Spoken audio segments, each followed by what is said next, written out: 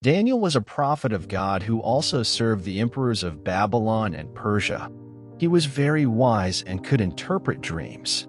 Daniel was known as a righteous man who obeyed God. When Daniel was young, Nebuchadnezzar, the king of Babylon, attacked Jerusalem and took several members of the Israelite nobility, including Daniel, as prisoners to Babylon. In Babylon, Daniel was chosen to work for the king along with other intelligent young men.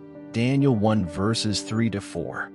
For 3 years, Daniel learned about the language and culture of Babylon and was trained for roles in the government. But Daniel did not forget God. Instead of eating the king's food, which was impure for Jews, Daniel decided to eat only vegetables. God blessed Daniel for his faithfulness, and he became healthier than the other young men. Daniel proved wiser than all the king's advisors. God gave him great intelligence and the ability to interpret dreams and visions.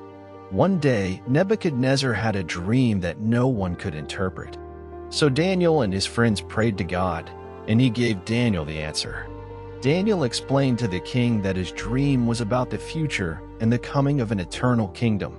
Nebuchadnezzar was impressed and made Daniel the governor of the province of Babylon. Later, Daniel interpreted another dream for Nebuchadnezzar, warning him to repent of his sins, or he would go mad.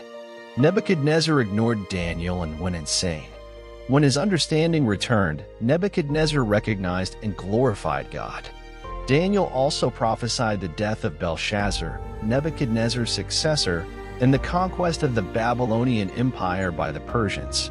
When Darius took Babylon, he quickly recognized Daniel's skill and ability. Darius appointed 120 governors of provinces and also chose 3 men to act as supervisors of the governors, among whom Daniel was one of the 3 supervisors. The prophet Daniel, however, stood out among the supervisors, and the king planned to set him over the entire empire's government. Daniel 6 verse 3. Faced with this, the governors and other supervisors began trying to remove Daniel from his position.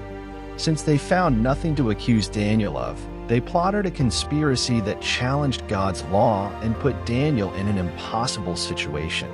The plan was to have the king decree that for 30 days, all prayers should be directed to the king, and anyone who disobeyed would be thrown into the lion's den. Daniel 6 verse 7. Daniel was not shaken by this decree. Instead, as usual, the prophet prayed 3 times a day in his upstairs room, with windows open toward Jerusalem.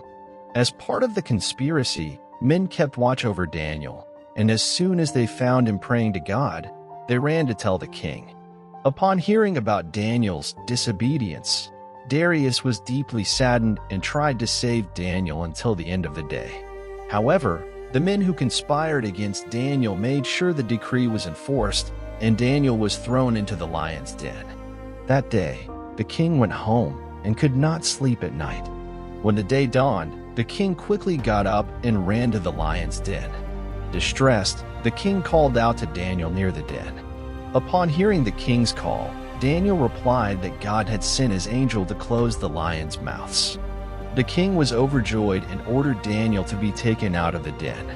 In return, Darius ordered those who conspired against Daniel, along with their families, to be thrown into the lion's den.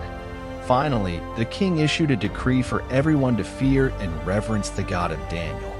Daniel was an upright and just person, fearing God above all else. He never accepted corruption, no matter how great the treasure offered to him. Daniel remained faithful to God even if it cost him his life. He also showed us how it is possible to seek God even in a strange land steeped in paganism. Daniel likely lived to be around 90 years old,